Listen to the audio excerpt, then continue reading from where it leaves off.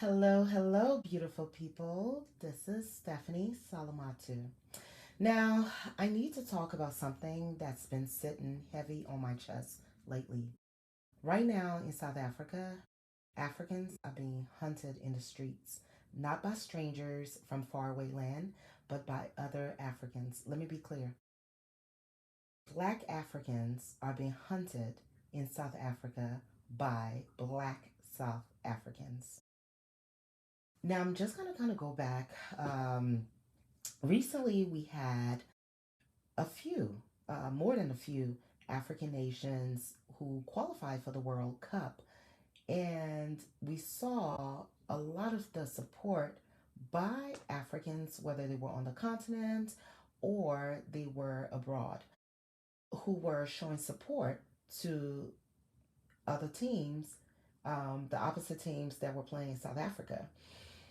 A friend of mine, an American friend, noticed this because it's been all on social media. For example, South Africa was playing Mexico, and most of the Africans, just about all of the Africans from other African countries, were cheering for Mexico and not South Africa. So my American friend asked me, said, "What is going on?" I'm noticing a trend that there are a lot of Africans who are just against South Africa. I said, well, there's something that's been happening in South Africa that many, many, many Africans are not happy about. And that's what's been on my chest.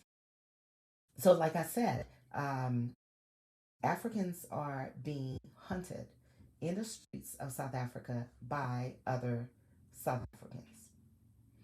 In the rest of the continent, whether you are African who's living on the continent or you're living abroad, we're watching and we're watching it happen in real time.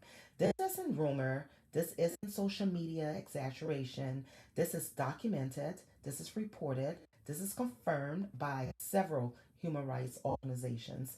And of course, social media. We're watching this on Facebook, Instagram, TikTok in real time. So let's talk about it. Since April of this year, South Africa has seen one of its worst waves of xenophobic violence in over a decade. There are groups going around. There are Black South African groups going door to door, stopping people in the streets, demanding papers. They've even killed migrants from Nigeria, Ethiopia, and elsewhere. Five Ethiopian migrants were killed in a single string of attack in Johannesburg. Three of them were shot inside a restaurant. I believe the restaurant was McDonald's. Nigerian nationals have died after encounters with security personnel. Businesses, especially Nigerian, Ghanaian, and Malawian owned, have been shut down, they've been looted, and they've been burned. And some of these businesses that they're destroying actually employs Black South Africans.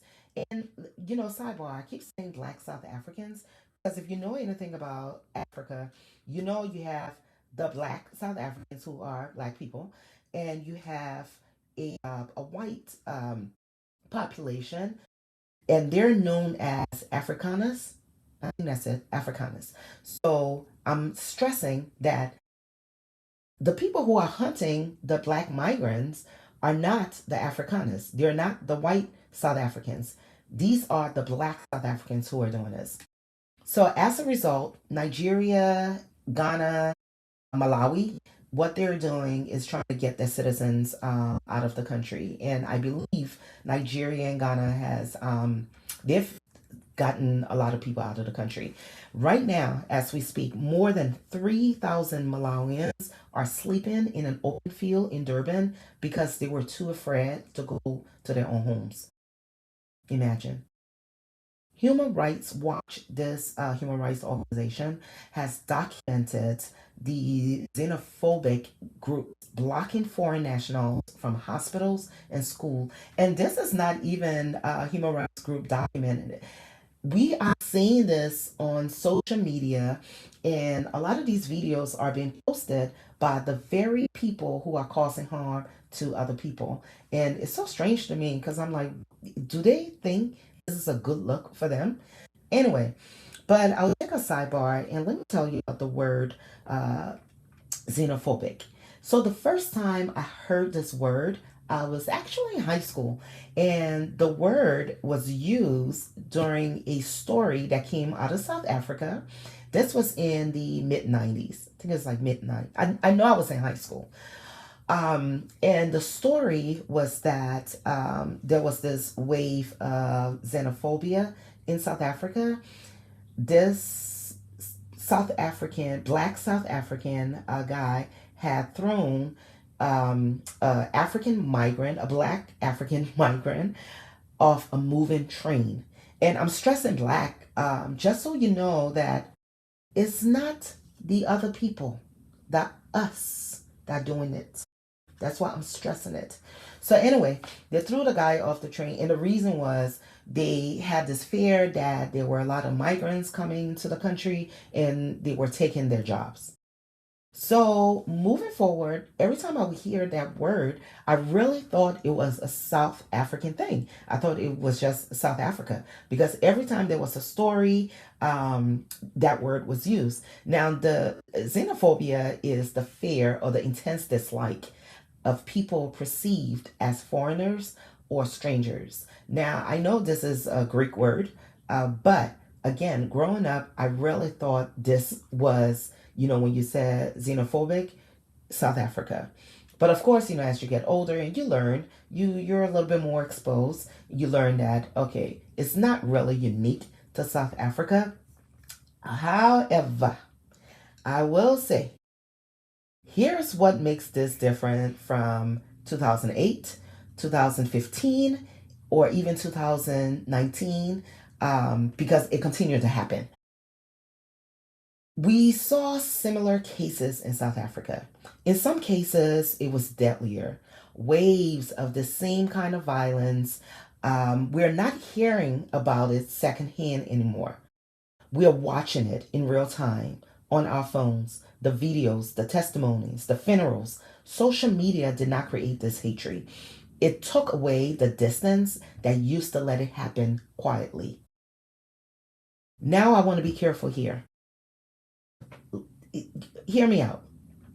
Every country has the right, every country has the right to manage who is in their borders and how people got in the borders. Immigration law exists for a reason, and no one is saying that nations shouldn't be allowed to enforce their own laws. That part isn't in dispute. But there's a world of difference between enforcing immigration law and mob violence. Between deportation and a man being beaten to death in the street, every human being, documented or not, citizen or not, deserves due process. Every human being, documented or not, citizen or not, deserves to be treated like a human being before the law decides what happens to them. What's happening in South Africa right now is not law enforcement. It's a group of xenophobic people deciding on site who gets to live in peace. And it's not foreigners broadly. Let's not soften, we're trying to soften and make it sound sweet. Oh, it's about the foreigners, it's about the foreigners. It's not foreigners, and we shouldn't be vague about it. This is specifically targeting Black African migrants, mostly from West Africa. Nigerians, Ghanaians, I hear you, Malawians down, there. But, I'm just saying, we're seeing a lot more Nigerians and Ghanaians.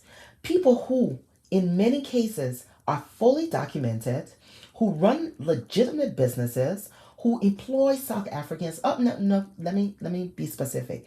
Who employ Black South Africans who have built lives there in South Africa. Now they've been told, sometimes at gunpoint, to leave.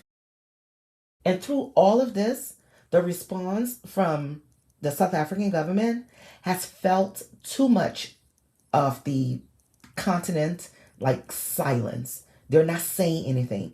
Or what they're doing, they have statements condemning these acts. They have phone calls between foreign ministries. They have the Freedom Day speech invoking African solidarity. But the Nigerian government has openly accused South Africa of failing to forcefully denounce the violence. We haven't seen South Africa forcefully denounce the violence. And Ghana actually took the same stance. And they requested a debate at the African Union to talk about this. We know there are human rights monitors who are describing the police response as inconsistent at best. When people are dying and the loudest response is a diplomatic memo, that silence is its own kind of message. Here's the part nobody is saying out loud. And this is what makes it so painful. And so the layer of irony, the very freedom that allows the South Africans, the black South Africans, to march in their own streets today was paid for, in part, by the very countries whose citizens are now being driven out of those streets. Imagine. Let's talk a little bit about history. When Nelson Mandela and members from his political party, the African National Congress, ANC, were branded as terrorists by apartheid South Africa and later by the Western governments, America, it was West Africa that refused to look away. Nelson Mandela and his group were on the same level as Osama bin Laden. And I know Nelson Mandela and his group didn't bomb no building, allegedly. Yeah, they didn't do any of that. But that's how the Western world and the apartheid South Africa deemed, they branded Nelson Mandela. Why they looked at Nelson Mandela as a terrorist and the members of the ANC as terrorists? Guess what was happening?